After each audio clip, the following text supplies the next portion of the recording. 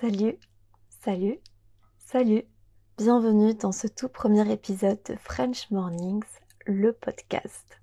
Ça fait très longtemps qu'on me demande de faire un podcast et très longtemps que j'en ai envie aussi et je suis très contente de pouvoir enfin commencer aujourd'hui. Donc bienvenue dans le tout premier épisode. Aujourd'hui, on va parler des 5 questions à se poser quand on apprend une langue et particulièrement dans votre cas, le français. Avant de commencer, je vous informe que comme sur mes vidéos YouTube, vous pouvez aussi retrouver le PDF de la transcription de cet épisode dans le lien de la description et vous trouverez aussi une liste de vocabulaire et des expressions que j'ai utilisées dans l'épisode et même un quiz. J'espère que vous êtes bien installés. C'est parti. La première question à se poser quand on apprend une langue, et vraiment c'est la plus importante, c'est pourquoi? Pourquoi est-ce que j'ai envie d'apprendre cette langue? Qu'est-ce qui me motive vraiment? Est-ce que c'est un but professionnel? Est-ce que c'est parce que j'aime la sonorité de cette langue? Est-ce que c'est peut-être une langue ou une culture dont je suis passionnée? Est-ce que c'est pour un partenaire peut-être? Ou bien pour la famille, pour pouvoir mieux communiquer avec certains membres de votre famille? Vraiment, trouver cette raison, c'est la chose la plus importante à faire quand vous allez commencer à apprendre la langue. Parce que apprendre une langue, c'est quelque chose qui prend beaucoup de temps. On prend généralement des mois, voire des années avant de vraiment dire qu'on maîtrise cette langue. Et on aura donc des périodes où on sera un petit peu plus démotivé que d'autres. Et c'est dans ces périodes de démotivation qu'il faut se rappeler justement pourquoi est-ce qu'on a commencé. Je vais vous parler un petit peu de mon cas. Avec l'anglais, par exemple, la raison, elle était finalement un petit peu superficielle, ou en tout cas moins significative que j'ai un but professionnel ou bien j'ai de la famille en Angleterre. J'ai commencé à apprendre l'anglais quand j'avais environ 11 ou 12 ans, j'étais encore très très jeune, et la raison c'était tout simplement que je me sentais bien quand je parlais une autre langue. C'était une expérience nouvelle et j'avais envie de voir jusqu'où est-ce que ça pouvait m'emmener. Et je sais que parler une autre langue, ça me donnait des sensations nouvelles, ça m'ouvrait un monde sur une nouvelle culture aussi, sur toute la culture anglophone, et c'était très très intéressant et une expérience vraiment différente de mon quotidien et j'avais envie d'aller le plus loin possible. Avec l'italien, c'était assez différent. La raison principale, je ne l'ai pas trouvée tout de suite. J'ai commencé à apprendre l'italien, j'étais déjà adulte, j'avais je pense 26 ou 27 ans et j'ai commencé à apprendre un peu parce que c'était une langue facile à apprendre. Quand on parle français, apprendre l'italien, c'est vraiment quelque chose qui n'est pas très compliqué. La grammaire est très similaire, la phonétique est assez simple comparée à d'autres langues et vraiment le vocabulaire, on a énormément de mots en commun, donc quand on connaît le mot français, c'est souvent très facile de deviner ce mot-là en italien. Donc c'était assez simple d'avoir les bases, je vais dire, en italien. Et donc j'ai commencé à apprendre simplement parce que c'était facile. Et au fur et à mesure que j'apprenais, j'en découvrais de plus en plus sur la culture italienne, sur l'histoire de l'Italie, sur toute la période de la Renaissance, la Rome antique, etc. C'est des périodes de l'histoire que j'adore. Et donc, c'est un petit peu ça, la raison qui s'est développée au fur et à mesure. Et la raison, c'était que j'adore la culture et j'adore voyager en Italie. Et j'ai envie, quand j'arrive en Italie, de pouvoir communiquer uniquement en italien et de façon assez naturelle quand j'ai des interactions avec des commerçants, avec des personnes qui travaillent dans le tourisme ou avec des Italiens que je rencontre là-bas. Et quand je suis démotivée, justement, je me rappelle de tout ça, je me rappelle de pourquoi j'ai commencé et de ce que cette langue représente pour moi. Et ça va être vraiment différent par rapport à chacun. On a tous des motivations différentes. Et donc, essayez de trouver la vôtre. Peut-être notez-la quelque part. Si vous aimez écrire, si vous avez peut-être un journal, pensez à noter ça.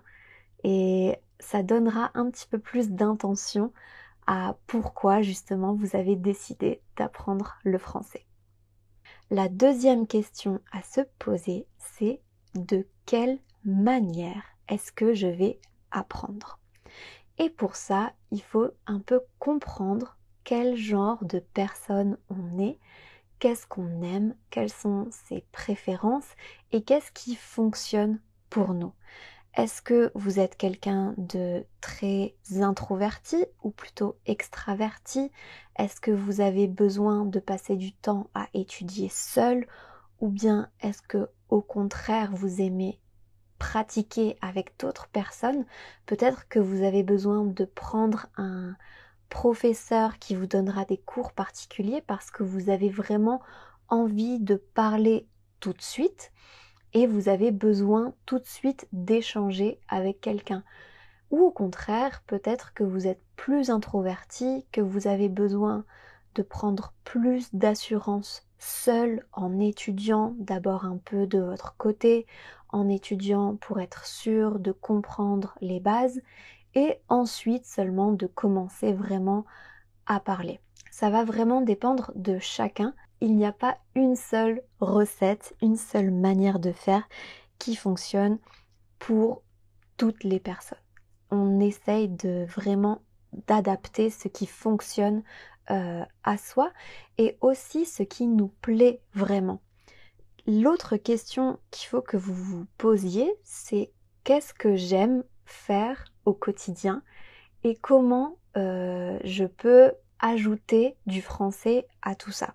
Donc essayez par exemple de décortiquer un petit peu toutes les habitudes que vous avez, que ce soit lire un livre, écouter de la musique, peut-être consulter des médias, consulter les réseaux sociaux, le temps que vous passez en ligne, peut-être que vous aimez écrire, etc. Essayez de faire tout ça en français. Ça vous aidera beaucoup à intégrer la langue dans votre quotidien et à comprendre aussi ce qui peut devenir une nouvelle habitude ou pas. Essayez de trouver de quelle manière, qu'est-ce qui va vous stimuler au quotidien selon votre caractère, etc. Et aussi les choses que vous aimez faire dans la vie et comment les faire en français. La troisième question à se poser, c'est quel est mon objectif final? C'est assez lié à pourquoi, à la première question, pourquoi est-ce que j'apprends, mais quel est mon objectif final? C'est une raison un petit peu plus concrète, on va dire. Est-ce que j'ai un objectif facile, par exemple, pouvoir communiquer pendant un voyage ou pendant un week-end? Ou bien est-ce que mon objectif est beaucoup plus difficile? Est-ce que par exemple c'est je veux déménager et vivre en France? Ou bien je veux faire mes études en France? La difficulté de l'objectif, ça va vous permettre aussi de comprendre à quel point vous devez étudier, à quel point vous devez pratiquer ou pas. Si l'objectif est facile, vous savez que vous aurez besoin uniquement de maîtriser les bases, on va dire, ou les étapes les plus simples, les premières étapes pour maîtriser la conversation, les petites interactions du quotidien en français. Et ça vous permettra de vous dire, ok, j'ai besoin de pratiquer à fond, mais pendant une courte période, et ensuite, j'aurai atteint mon objectif.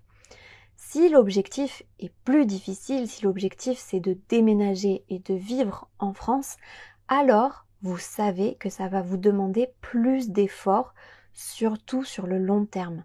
Parce que quand on veut vraiment déménager et s'installer en France, il faut maîtriser plus que aller au restaurant, commander un taxi, faire des courses au supermarché.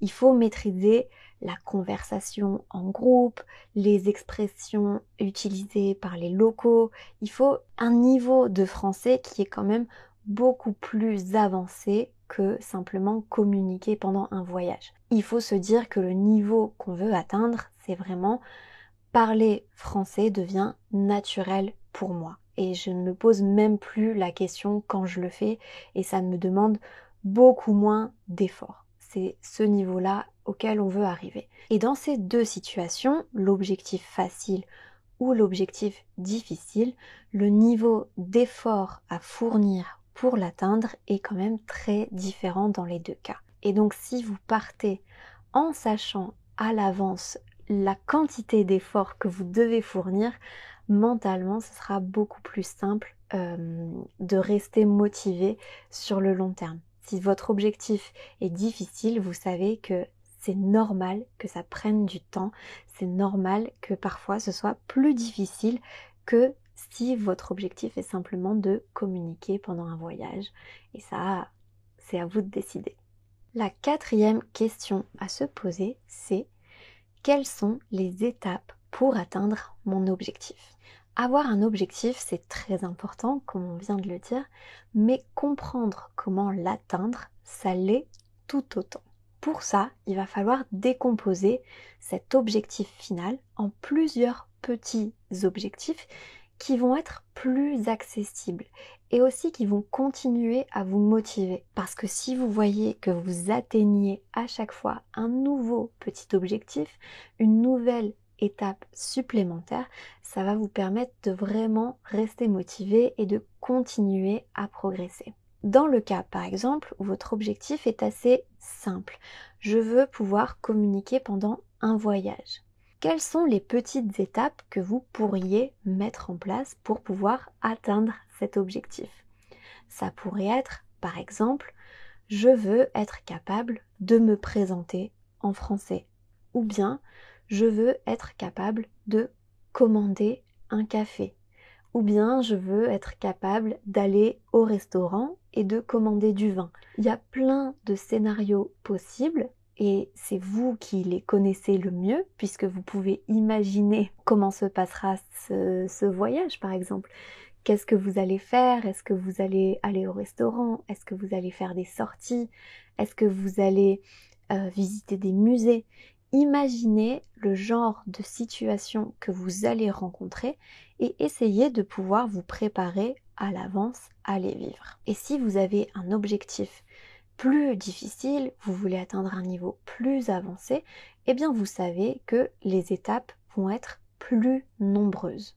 Si votre objectif c'est par exemple de déménager et peut-être de travailler même en France, alors vous pouvez ajouter une autre étape qui serait par exemple de maîtriser le vocabulaire spécifique à votre métier. Ça vous permettra d'être plus à l'aise quand justement vous allez devoir travailler en français. Ou bien une autre étape, ça pourrait être de maîtriser très bien la différence entre le tu informel et le vous formel, parce que c'est quelque chose qui est très important en France. Donc toutes ces petites étapes, c'est à vous de les définir, c'est à vous de les trouver. Je vais prendre encore mon cas. En ce moment, j'apprends donc l'italien. Je suis arrivée à un niveau qui est assez intéressant où j'arrive à avoir des conversations sans passer par l'anglais ou sans passer par le français pour pouvoir avoir de longues conversations. Mais je sens que je bloque encore au niveau de la conversation et je sais que maintenant l'étape vers un niveau plus avancé, c'est de maîtriser le subjonctif qui est un temps qui est quand même beaucoup utilisé en italien, encore plus qu'en français. Et je sais qu'en passant cette étape, qu'en atteignant ce petit objectif, je continuerai à avancer vers un objectif beaucoup plus grand et qui est de parler italien à un niveau avancé. Donc ça peut être vraiment aussi quelque chose de plus scolaire, de plus grammatical, de plus voilà, si votre objectif c'est de parler français à un niveau avancé, peut-être que vous pouvez vous dire je veux vraiment bien maîtriser la conjugaison pour ne plus bloquer quand j'ai des conversations. C'est à vous vraiment de définir votre objectif global et ensuite de le décomposer en petites étapes pour que ce soit plus accessible. Et enfin, la 5e et dernière question à se poser, c'est qui va m'accompagner dans cette aventure? Parce qu'apprendre une langue, c'est une expérience humaine. On n'apprend pas une langue pour la parler tout seul dans son coin à personne. Ça n'aurait aucun sens. Donc, il va falloir vous poser la question de qui va vous entourer physiquement, mais aussi virtuellement, puisque maintenant on vit dans un monde virtuel et on a accès justement à encore plus de contenu linguistique sur Internet, sur les réseaux sociaux, etc. Donc la première étape, ça pourrait être par exemple de trouver des comptes sur les réseaux sociaux qui vous intéressent. Peut-être que vous connaissez ma chaîne YouTube et c'est comme ça que vous m'avez découverte. Vous pouvez chercher un petit peu toutes les personnes que vous trouvez inspirantes, dont vous aimez la personnalité, qui vont vous aider justement à progresser dans la langue que vous voulez apprendre, dans votre cas le français. Ça peut être des comptes sur les réseaux sociaux, ça peut être aussi des artistes par exemple. Si vous vous intéressez à la culture française, peut-être qu'il y a des auteurs de livres, des auteurs de romans que vous aimez, peut-être qu'il y a des acteurs que vous aimez, des réalisateurs dont vous aimez les films, etc.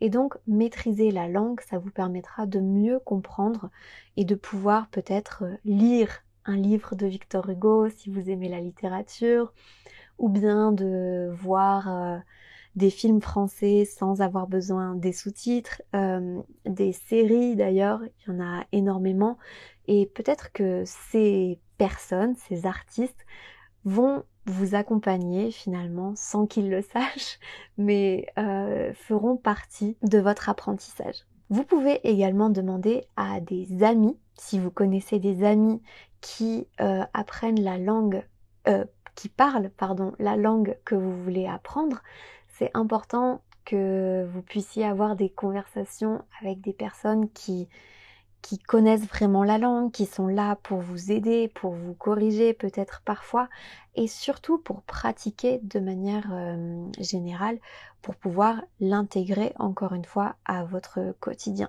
Et si vous n'avez pas d'amis qui parlent la langue que vous voulez apprendre, si vous n'avez pas d'amis qui parlent français, vous pouvez essayer d'en faire.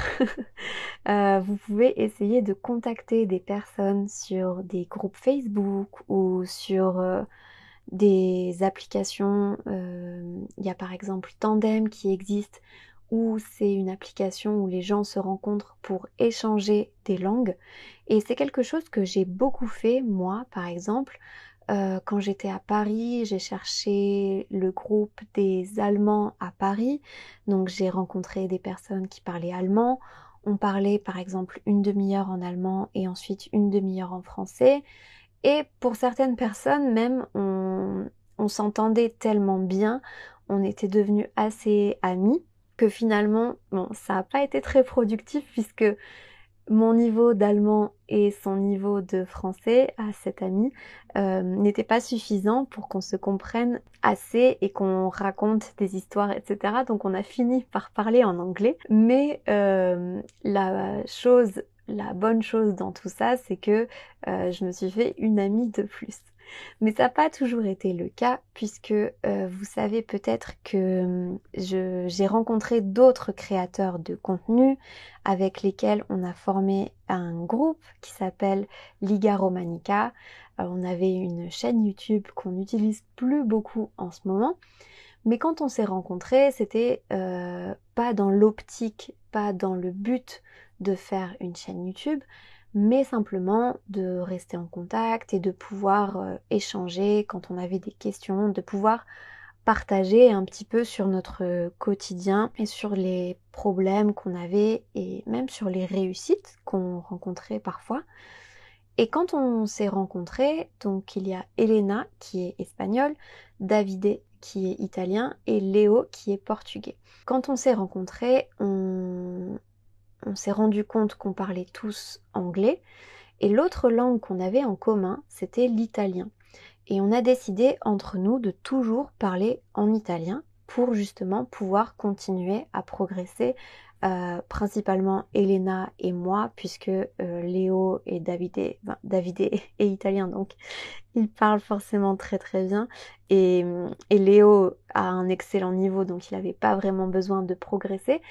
Mais dans tous les cas, ça lui fait une occasion de plus de continuer à pratiquer. Donc les langues, c'est vraiment euh, quelque chose qui permet aussi de faire des rencontres et de créer du lien avec des personnes simplement parce qu'on apprend la même langue. Et je suis sûre que qu'en apprenant le français, vous allez rencontrer plein d'autres personnes et créer des amitiés et ça sera génial. Et enfin, évidemment, la dernière personne ou les dernières personnes qui peuvent vous accompagner dans cette aventure, dans votre apprentissage du français, ce sont les professeurs.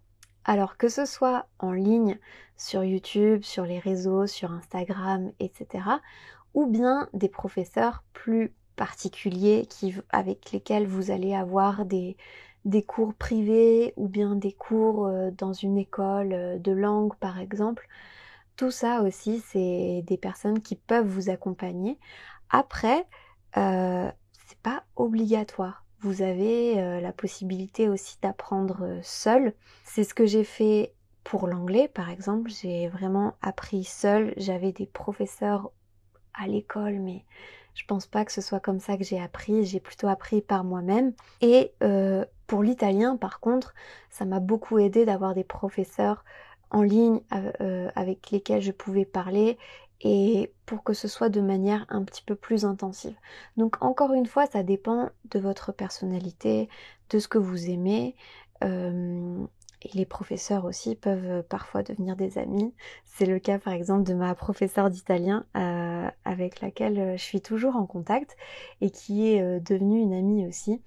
Donc pensez que oui, ça peut faire peur parfois de commencer à apprendre tout seul, mais les personnes se présenteront au fur et à mesure du chemin, en cours de route, et vous ne serez jamais vraiment seul.